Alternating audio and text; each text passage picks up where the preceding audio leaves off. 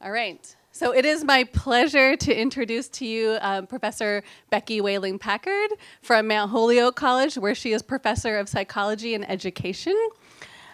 She has been on the faculty there for over 20 years, working on, really broadly speaking, working on student success, thinking about the really important problem of community college to four-year college transfer pathways, thinking about how to best support first-generation students, students of color, non-traditional students, and women in STEM. So in 2016, Dr. Packard actually published a book, the book that we'll be raffling today, about successful STEM mentoring initiatives and what people can do at the individual level, at the policy level to help ensure success of all STEM students. In 2005, Becky received the Presidential Early Career Award for Scientists and Engineers, the highest honor bestowed by the US government on early career scientists. Just this last year, Becky was in residence at the University of Michigan as a faculty fellow, helping STEM departments think about how to create more inclusive classroom environments. So Becky's work really aligns with a lot of the initiatives of the Office of the Vice Chancellor, so thinking about mentoring, thinking about student success, thinking about creating inclusive classroom environments, and that is why we have invited her here today. So today she is going to share with you some practical strategies, things we can do just in our daily interactions with students to really help support them better. And so with that, I will pass it on to Becky, and we'll Thank you. And I think we just have to turn that one off. Thank you so much. Thanks for hosting me and welcoming me. And I have written a book and a number of articles, and I read a lot as well. So if there's anything that I mention, does it feel like it's okay? I'll let him do his thing. Anything that I talk about that you're like, oh, I want to read more about that. I probably have several resources. I have an annotated bibliography. That's why I put my email at the top. So if there's something that strikes you, you're like, I'm doing an initiative on this or in this discipline or for this group or at the graduate level or engineering specific or something like that, just feel free to reach out to me and ask for it. And I'm more than happy to share what I have available to you. So for today, I have just a set of things that I think, I always sometimes feel ambivalent. People invite me and I say, well, does your campus really need to work on this? Are people really interested in this? Because I have a lot to share, but every campus is unique. And I would say even the most prestigious institutions, I have visited many of them, and it's interesting how much we actually have in common with one another at the institutional level, and every place has its own unique things. So that's what I'm going to really rely on you as well to help to make some translations. So there's some pieces that I may introduce, and you could say, well, that really wouldn't happen here.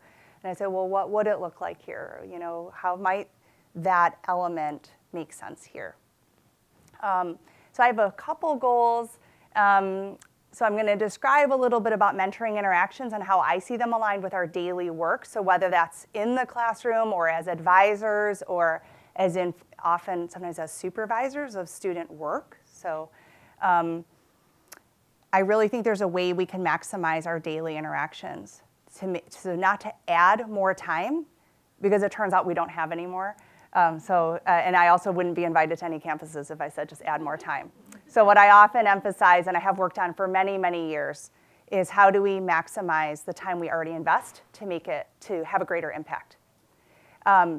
And then to think about very specific strategies that you could begin using today. So that's a lot of what the second part of the session will focus on, very specific strategies. Again, some of them you might say, no, I'd never do that. No. But there hopefully will be at least something. You say, oh, I do that, but I didn't really think about why that works, or I could do that in another setting. And then I'm also interested in how groups from across the institution could work better together to have some synergies. And I think often we're working in these different pockets. And so I've been very fortunate. And the greatest thing about being at Michigan last year was that I was also, and I'll tell more about this, it's where I also went to undergrad. I was working across the medical school, engineering, and then the sciences, which is in another college. So really thinking across colleges and how little pockets of groups were doing things, but didn't know the other group was also doing that, or maybe in a different way. And so helping to bring some synergies and some ideas. And sometimes as an outsider, that's something you can do when you visit someone else's campus, is you can see those things. So before I do anything useful for you, I was thinking we might start with a brainstorm, since I knew I would have a room of people completely captive. Smart people, so I've heard. So I thought, if you're willing, we might just start with a brainstorm where I get to pick your brain a little bit about a situation. And the situation involves this bird. And it's interesting because in community number 1, this bird is thriving. And it's thriving in all the ways you might think, in terms of numbers, its health indicators, you're really plentiful. And so community number 2 is sort of looking over at community number 1 and like, we kind of look the same. I think we're very similar to you. And we've got birds, but not that bird. And we don't really know why. What is really different? Why don't we ever have that bird? And community number 3 calls up and says, we used to have this bird. It used to be plentiful, and now there are only rare sightings, and we don't really know why. So what do you think's going on, or what would we want to know more about? How would we figure this out? And this is the part where, so I pose this to you, and you raise your hand, please, and offer just a few ideas, kind of like, what do you think's going on here? Yeah, please. Are there hawks in the area? Are there hawks in the area? So maybe in community number 1, it's not hawk central, but in community number 2, it is. And so if there's a lot of hawks, we might not see this particular bird because it might be a predator for it. Yes, please. Quality of the water?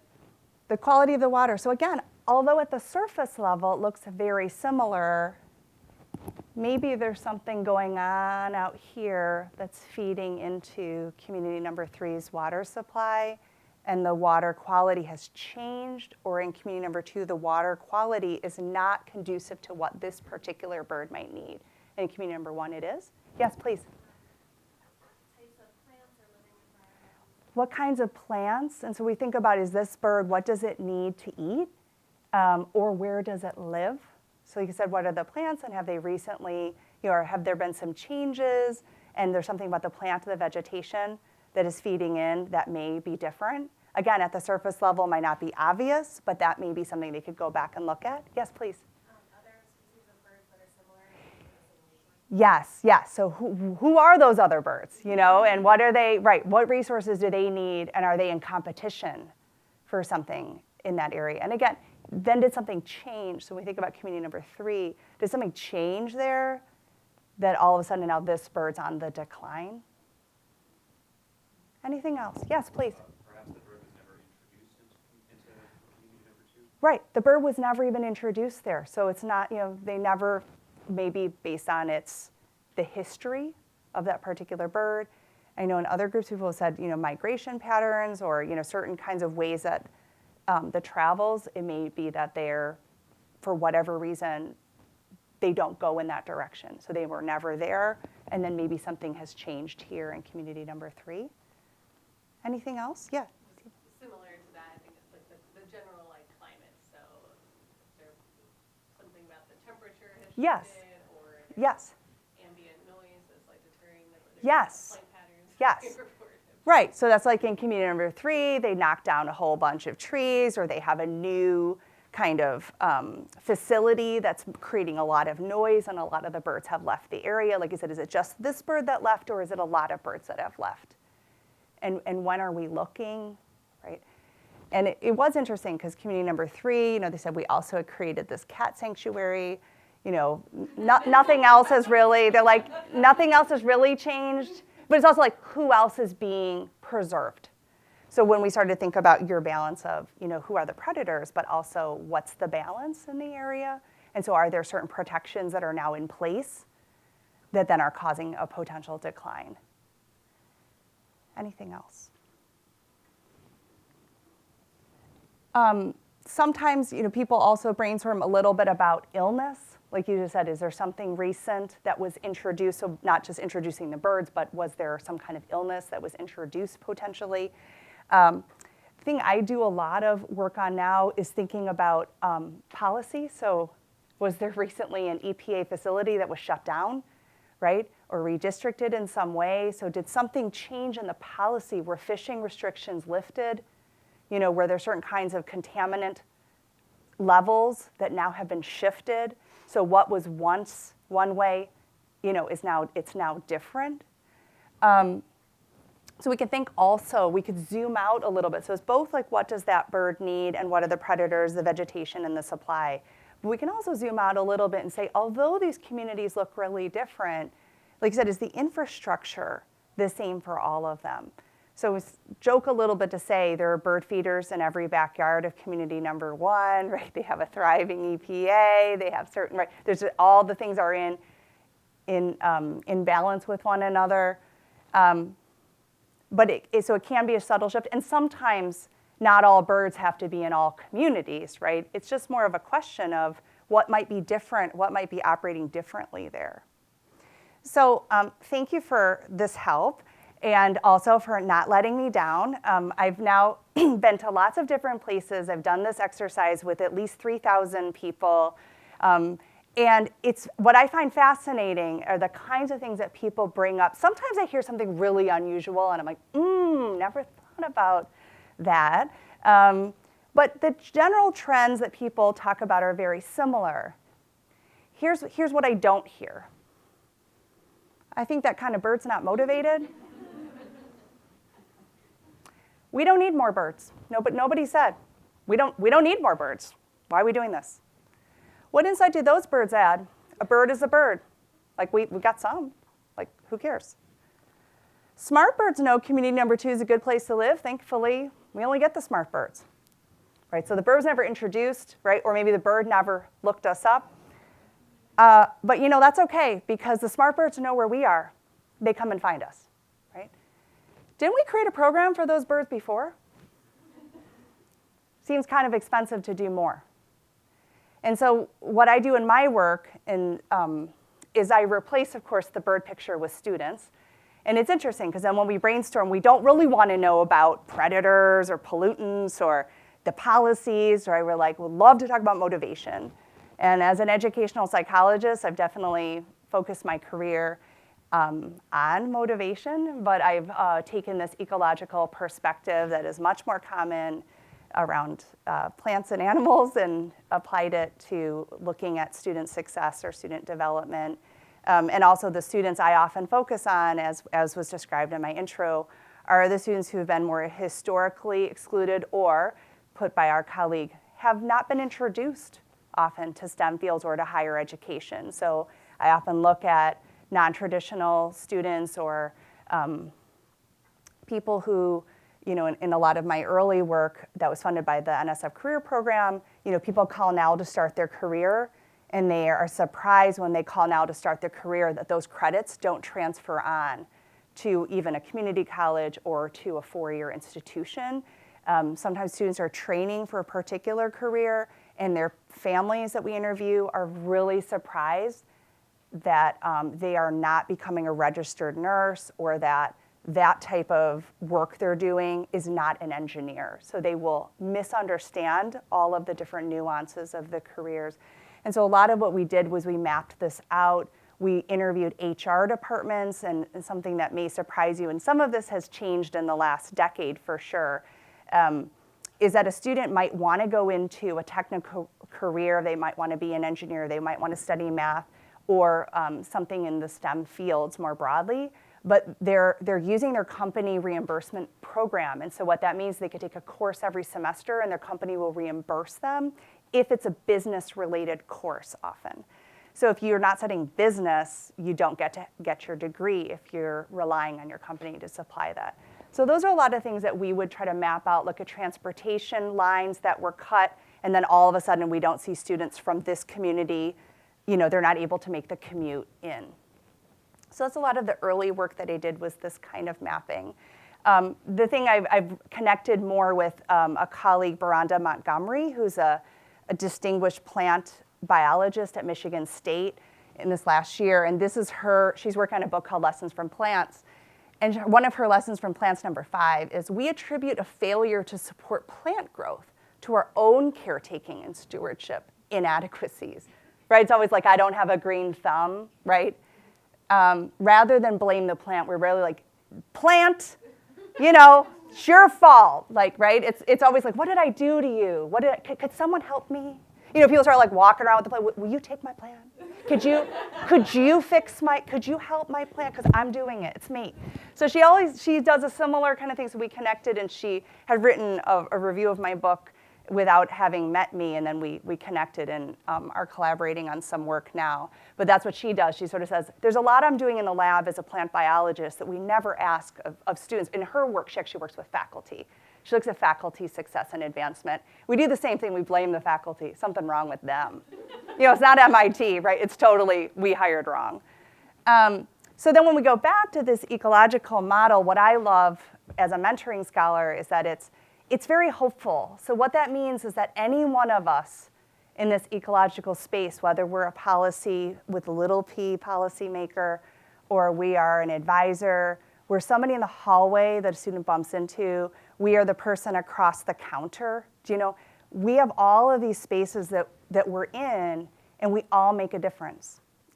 Every day we're interacting with people, and what we say or do can have a very big impact on how students feel about their experience, how they reflect on their own capability, whether they're going to persist to another day. And I think that's the part that's really hopeful to me. But what it means is that, do we actually see ourselves as part of the same system? Do we point it all in the same direction in any way, and can we amplify each other's work? And so that's what I ask in my book, as I set this up as a set of questions that students ask. So students often say, can I do this work? And do I want to do this? Is it realistic for me? So especially for somebody working, I know that's when I did my undergraduate research experience as a first gen. I had a day job, a night job, and a weekend job. So I really had to make sure that was my PI going to let me keep those other jobs? And could I get access to transportation to the site because I didn't have it? And so because of those allowances, it became feasible, therefore I could be interested. So it wasn't just whether I was interested, it was like, could I make it work for my life? And then importantly, is this my community and do I belong? So even if I can do it, and I think I'm interested in it and I could make it work, I might look around and say, are these my people? Are they rooting for me? And do I really want to spend my time in this way? Do I want to make my life in this way? And in turn, the questions we should ask: how do we build capability? If students enter our doors and they don't have certain things in the door, how do we as an institution create on-ramps, or do we only have exit ramps? How do we keep this pathway feasible, especially for people who need to work or whose families don't bring with them a whole network? And I learned this morning, thanks to Taylor, who's the advisor for first-generation students here, that you do have 18% who self-identify as first-generation college students in the undergraduate population at MIT. That was really surprising. That's 1 out of 5 students. The parents do not have a 4-year degree. They're not double PhDs, MDs. You know what I'm saying? So that's a big deal, I think, in terms of the numbers. And then who is invited and who matters here? And how do we show it? So those are important things that we can ask as members of the community while the students are trying to make sense of this themselves in their minds. And so that's why I turned to mentoring. And like I said, there's a whole literature base, but just to say, a lot of the reason why I looked at mentoring is, at least in the last few decades, the work has become, there's a more robust research literature where there are these associations. Well, I'll say it's predictive of certain things. So mentoring is not always the cause, right? It's often associated with certain kinds of, better grades, persistence, and certainly in the workplace, if you have a mentor, you feel you have access to mentoring, you're more likely to stay at your job, to gain a higher salary. You're more likely to be, if you're somebody who's known as a mentor, you also get more promotions or seen as a star maker or somebody who's worth getting to know. So there's a lot associated that's positive about mentoring. I would argue, though, that there's still a lot to disentangle. So oftentimes people will just look at it as 100% positive, while we know there's a lot to mentoring that is problematic. And so that's why I want to turn, there's one more piece for you that I'll be counting on you for. If you're willing, this is a quick pair share. We're going to do what is your mentoring story, but because before I go into the mentoring literature, just briefly, my own definition and some of what the kind of the shift in the field that as I see it, I find it really important for people to claim this is mentoring story, not novel, not trilogy, trilogy 1, 2, 3. This is like mini story, okay? You can tell any story you want. It can be the mentoring you never had. It could be the mentoring that was so important for you. It could be the mentoring that let you down. Okay, so there can be a negative mentoring story. But what I want you to focus on in telling this short, about a minute to a partner and a minute back, did someone take an interest in your goals or pathway? And what did they do or say that had an impact? So I really, people always talk about like the person, but I really want you to drill down and say, what was it that they did or said that has stayed with me? That made an intervention or made a difference or made me think differently or did something for me. And that could be in the positive, negative, right, valence. But for this, you do need another human. So if you're not near another human, of course, you could tell yourself the story. That's okay, too. I won't force you to find another human. But it would be great if you just took a couple minutes, again, a minute per partner, to talk about what the mentor did or said.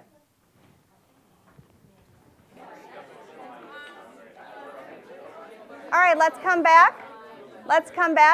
And I'd love to hear a couple kernels. We can start with some positive influences, if people would be willing to share something they either heard or something they shared. Again, thinking a little bit about like, what did the person do or say? This is what I do all the time. It's like my job. It's fun to kind of analyze that and say, I'm hearing you say that you had this positive experience, but I'm really trying to drill down into what did the person do or say. So would anyone be willing to share that out? And if you don't want the mic, you can say it, and I can repeat it back from my mic. So yeah, wonderful, thank you. Sorry, I'll pass. Will it give me, okay, thank you, thanks. Okay. Thank you. Hi. Both Sarah and I think we had a commonality in that it was that the person who was an effective mentor was actually, it was just assumed that we were an intellectual partner. Like and it was Wow. clear that this was sort of it was just out there, like, yeah, let me ask you this question. I can't figure this out. What do you think, kind of thing. And so it was just this assumption that we were Yes. partners. And it's very powerful that you felt that way, that you were treated that way. Yes. I just wanted to add that I think both of the mentors that were positive for us, they also were not people that we necessarily originally thought we would relate to very well. They were very different from us. I did not pay them to be in the audience. But what was also added is, originally maybe didn't think you'd even relate to them. So sometimes we also have people who have an impact on us. Maybe we would have even overlooked them, maybe even had a more negative reaction or didn't click with them in some other capacity. But then you're like, wow, I did actually take something from that person, or they did me a good turn. And being treated like an intellectual partner is incredibly powerful.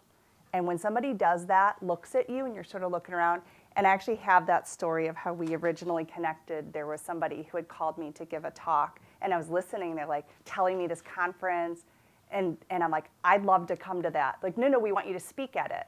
And I was like, so I'd love to be there. I'd love to come to that. And they're like, no, we really like you to speak at that. So it's that kind of moment where I say, I remember the moment so much. It's like, are they talking to me? Did they just ask me? So in this case, I'm trying to figure this out and actually looking at you. And so you remember those moments where somebody's actually looking at you. If it hasn't happened, it will. So the people are kind of like, oh, I would love that feeling, right? But you know what I mean? That time that somebody actually turns to you and actually seeks your counsel or seeks your advice or seeks your input. That's very powerful. It's very powerful when it happens. And for some people that are not sure about their own capability, when you're in transition or building towards something, it's especially in those moments we remember. right? So I think that that's part of so even though we say, like, when I say, what do we mean by mentoring? We can mean a lot of different things. And I've done a lot of seminars on mentoring, and I will say, as a former associate dean of faculty as well, I have done a lot of department chair training and mentoring of faculty, so thinking about faculty design. And one thing I find really fascinating is, as I try to introduce the literature on faculty mentoring and what might be some of the models, there's often a department chair who will tell me their mentoring story. I never had any mentoring, or people would shout at me. That was what they called mentoring. Why do we need to design this? Why do we have to have this hand-holding? So I just find it interesting that we do have mentoring stories that then come back with us, right? So it's like teaching stories or other kinds of stories. And I guess what I want to say is, I'm sort of non-defensive about, there is a research literature. If you're interested, I can share it with you. Or we could just go with your story, Because the thing about your story is it matters and it's valid. But what happened to you may not be the guiding principle for what we're trying to design for others, depending on who it is and what the goals are.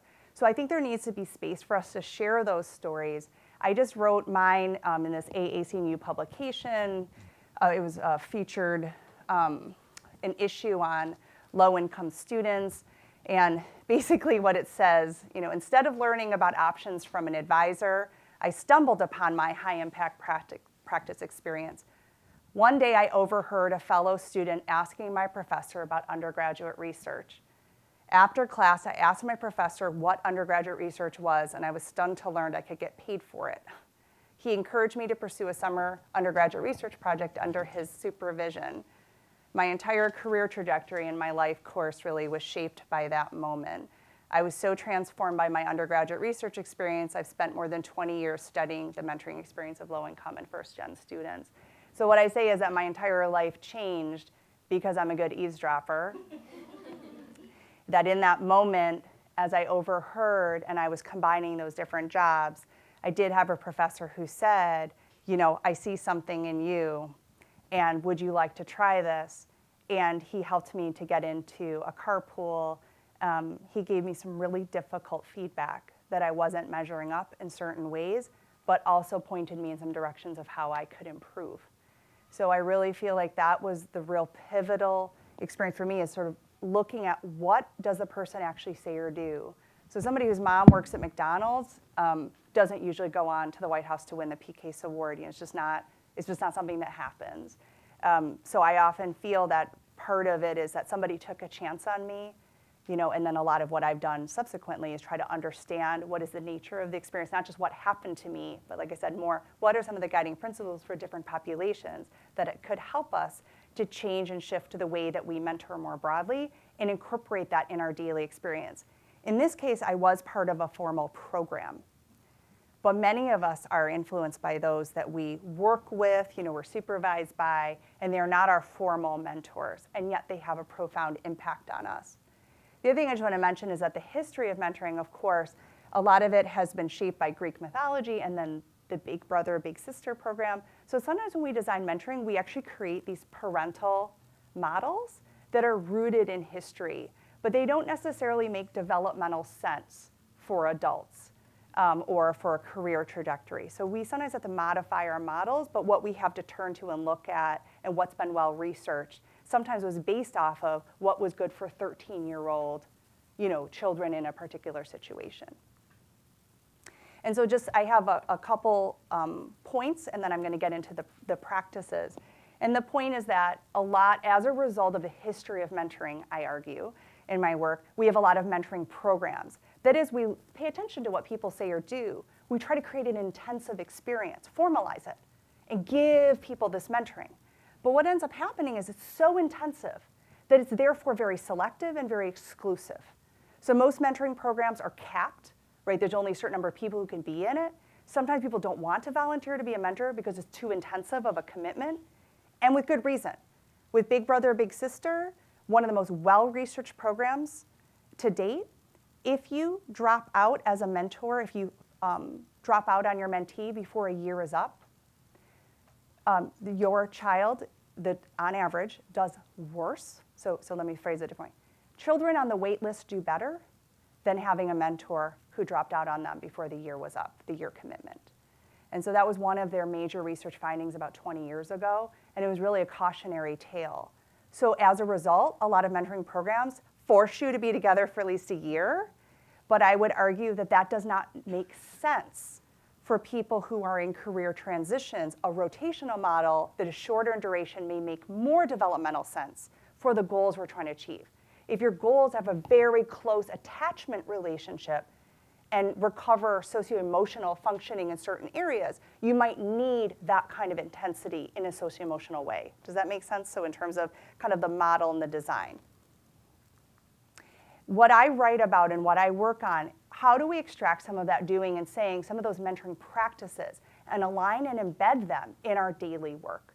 So if we are already teaching or we're already advising, we already give feedback, we already send emails, we already host events, in what ways can we embed some of that lifting up, some of that encouragement, some of that not yelling, some of that not toxic, but some of that, looking at people and saying, you have what it takes, or let me show you how to get it, right? How do we bring some of that to people in the work that we do?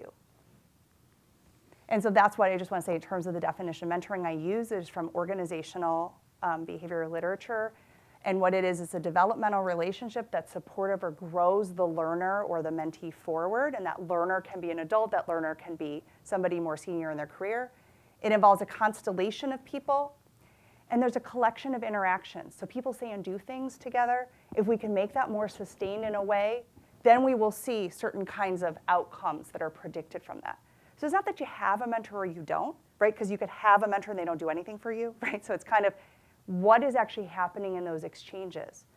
And what I heard from this example was that when somebody talked to me like an intellectual equal or they treated me in a certain kind of way, I would argue when that happens on a sustained basis with multiple people within a constellation, you start to believe it, right? And you start to behave in ways that is consistent with that.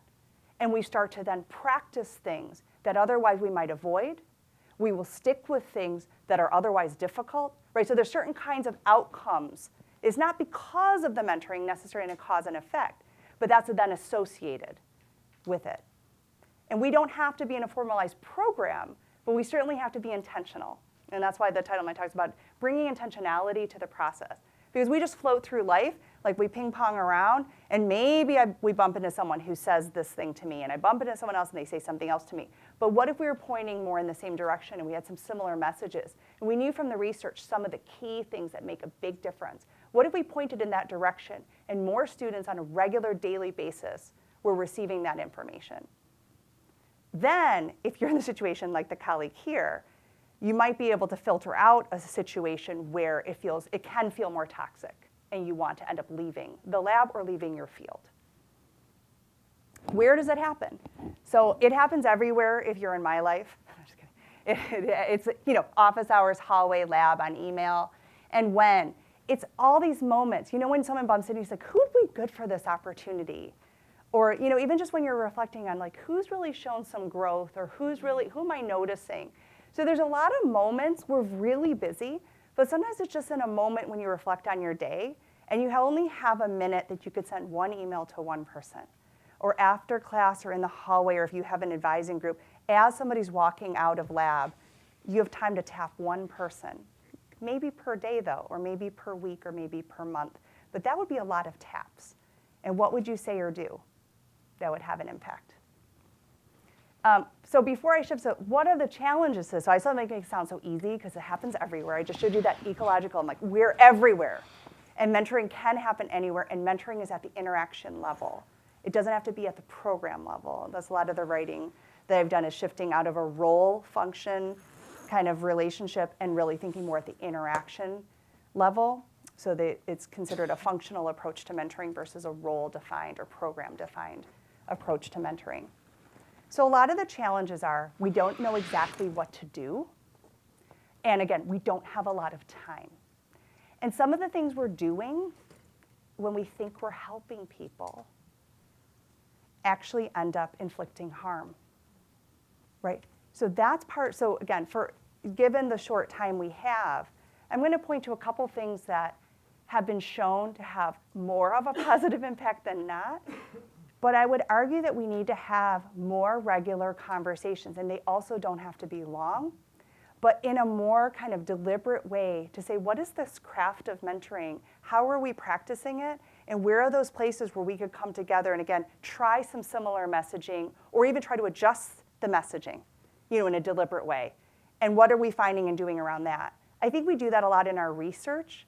We do that sometimes in our teaching. But around mentoring, I feel like we don't do that kind of craft sharing with each other. And I think we did more of that, we'd all feel more competent, and our students would benefit. But I'd say we would too.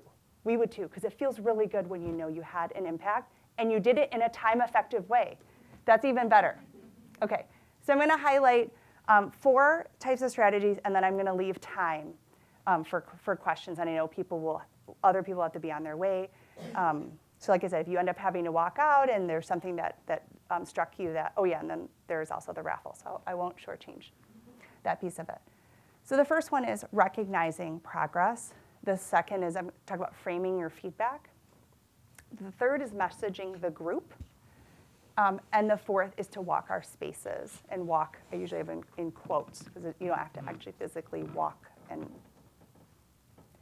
the first is to recognize a student's progress at even 1 to 2 minutes can make a difference.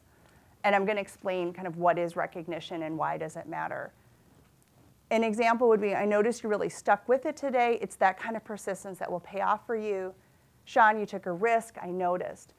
There is this research literature on recognition, and that in addition to interest and capability, I had introduced this early on in the slides, but the original work Carlone and Johnson wrote about, it has been widely used by NSF as a framework. This is the third core area.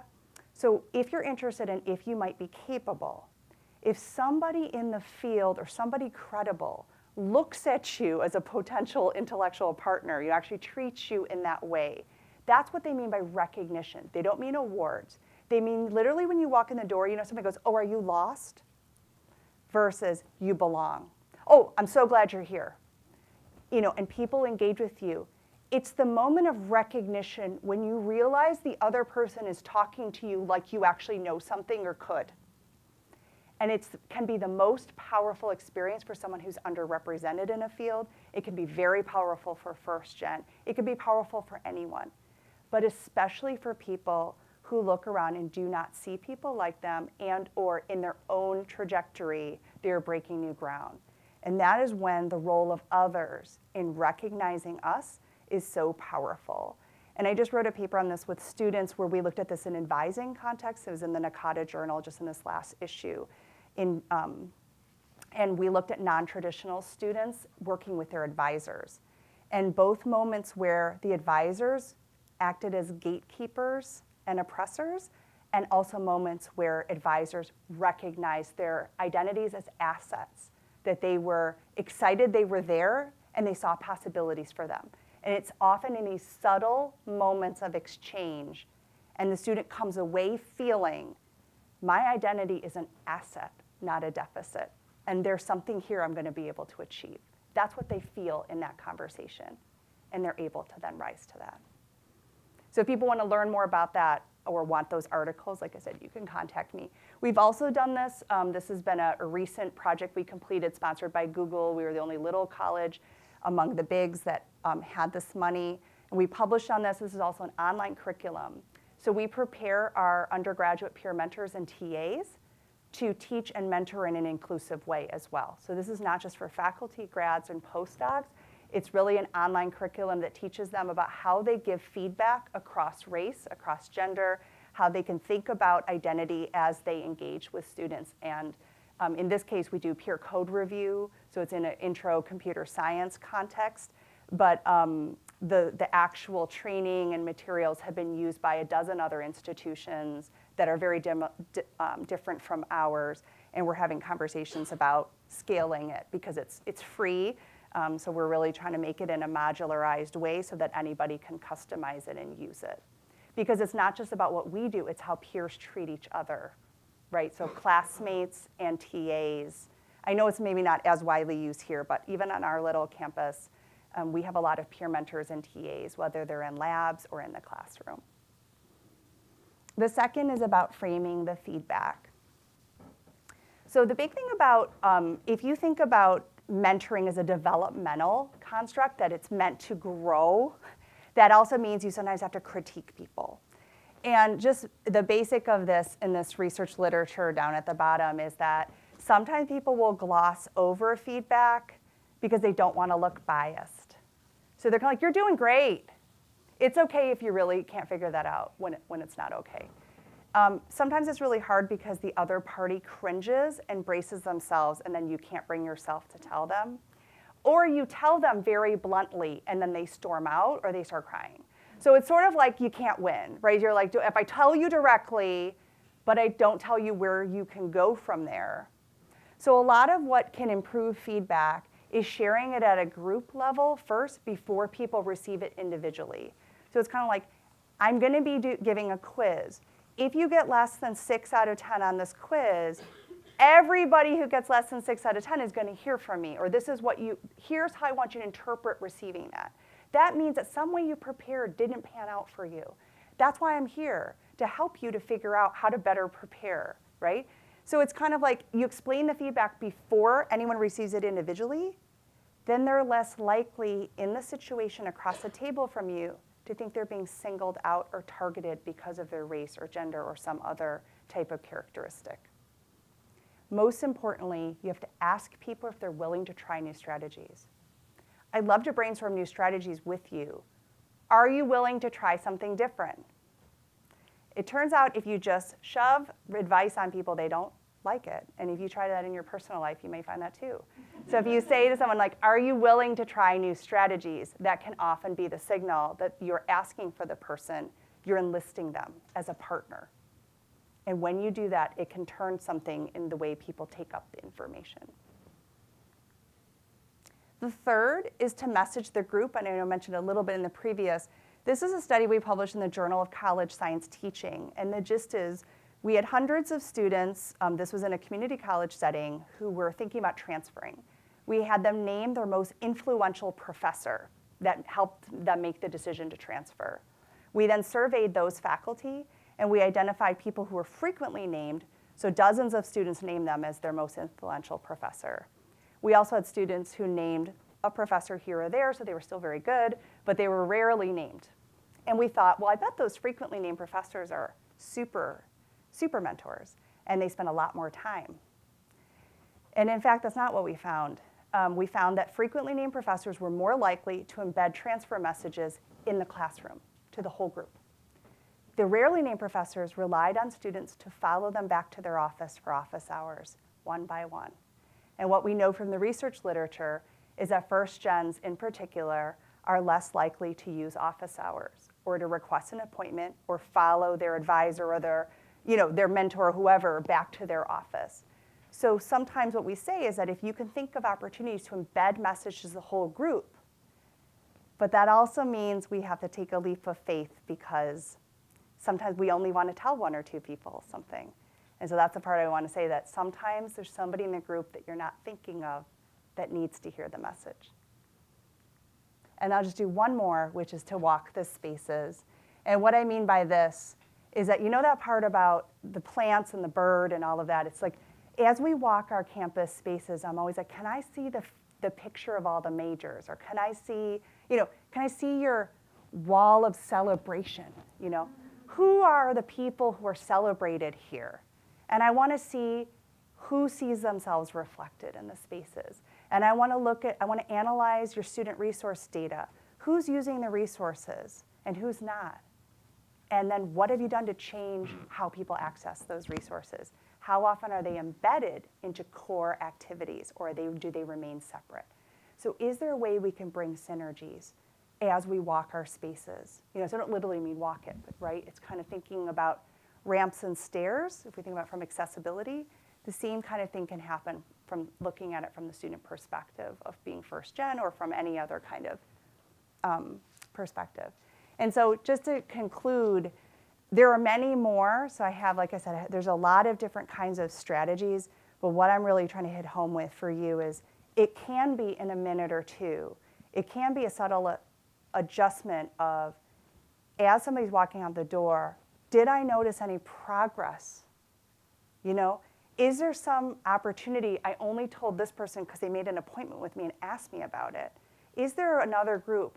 Because even if they don't take you up on it, you've planted that seed, and it might not be till 4 interactions later they string it together and say, I can do this thing, or I'm going to stick with it. And they kind of go back and actually see you in a mentoring light, even if formally you weren't. Okay, I probably went a little bit over, but I hope that that worked out. So thank you. Thanks for having me. I think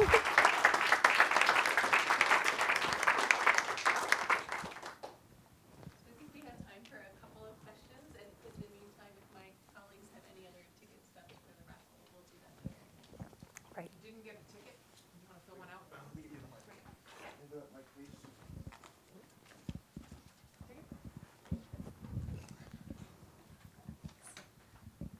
I was just wondering if you have any suggestions for making, or techniques for making feedback specific and avoiding the "that's great" thing. Yes, yes. Oh, You don't yeah, need just so I that, don't get sorry. that. No, thank you, and I don't want it to make a noise. So this is where I know a lot of people use rubrics, right? But it's often about both what you did to gain points, but there can also be kind of critiques or areas to grow. Like I noticed that, so you want to be as specific as possible, but there are also kind of generalized principles. Like we just did actually a set of presentations, team presentations in my class yesterday. So I was trying to think about, there are some team dynamic things. There's also a way that they did some divide and conquer, and it showed. So it was very clear one half of the group did something and the other half of the group did something. So there's a way to be very specific that's not like, you did this thing and you're clearly bad at presenting, right? But it's much more like, let me talk about some guiding principles of what I saw. So when people use divide and conquer, so it's really at the strategy level. And then it's that way people can kind of hook into that and say, did I use this strategy or not? And did it not pan out for me? So then people are more likely to disconnect that somehow they're incorporating it in a defensive way or sort of in a way that lowers their ability to conquer it. So it's not just like you said, that's great, or you can do better next time. And I don't know if you meant it from the critical side or if you even meant from more of the positive. Yeah, and I think that's the other part. Sometimes people just hear that's great, but they don't know what they did that was great. And that's why I am a big fan of rubrics, but not like ones that draw every point allocation. I just mean in terms of assets and then limitations or like drawbacks or things that kind of that didn't go as well. And then people can say, what could you do differently? And if you need my help in strategizing, so if this was your downfall or this was your pitfall, here are some things that often counter that. And so I think that that's the part where people are left with somewhere to go. And I think on the positive side, it's also not just like that's great, but it's that part about the aspirational or what's next. So like if you did this and you really felt, here are some things for you to think about. It's not just courses to take, but internship, to connect people so they start thinking about the future. So it's also like, if I persisted in this way, and I am actually good, but I might not know it if nobody tells me. And if they don't connect it to my next step, you might be the first person to do that for them. And I think that's a part I'll also say about first-genness, or I know I just happen to focus on that because of my own area of work. But it can be invisible. So it's one of those things where you don't know as you're talking to somebody if they are first-gen or not. And so you don't know if you're actually the first person to actually say to them, and I still remember when my professor said, you should think about a PhD. And I was really like, okay. I don't even know. Okay. All right. What do I do? Sign me up. I don't know. What does that mean? Right? So I know you have one, but what does it mean? Might be the first person. And I think that's really powerful. Okay, great. Yeah, I had a question about recognition. Yes. So you talked about how mentors can help students feel like their identity is an asset. Yes. Do you have any advice on, while doing that, not making them feel like they're a token? Yes. This is a big tokenizing and stereotyping. So this is where it can be hard if the student does not bring it up themselves. So in the article that I was referencing, we had situations where a student would bring up, I'm a veteran, or I worked already, I'm returning to school, and I worked in this previous job. So a lot of it is So I think I'm hearing you say you worked in a previous job, and often the student might be saying, and so it's not as good as with someone else. It can be more, tell me more about that experience, because that's an asset you bring. Now, whether or not that appears on your resume or you use it to get your next job, I want to tap into what you gained from that. So some of it is really helping them to own some of their own strengths and to say, in this particular context, this may or may not be something that the next employer or the thing you're going for is going to recognize it as something that they are looking for. But I think it's from that versus you see their identity and you start, oh, they always wanted to have another Latinx, or you know what I mean? Like oh, they're always looking for diversity. I mean, so don't do that if you're thinking that that's a way to encourage. Don't do that. Like, because people will say like, oh, they're always looking for more women or whatever. Like, okay, that actually is not good. So that's the part where they feel tokenized. But if somebody says, I'm a little concerned about going into this because I'm wondering if I will have any peers or colleagues, or I had this thing happen. So if they share something about their identity, helping them to find a way to say, I see this as an asset, I'd like to learn more about it. So it's more like, I would like to learn more about you. Then that feeling like somebody actually want to get to know me as a human at a human level, what that experience was like. That's the part where the student feels, now I trust you, and I may push myself further. Are we okay? You want to draw and then if people, and I'm not running out, so if people have questions after, I can take them. Yes.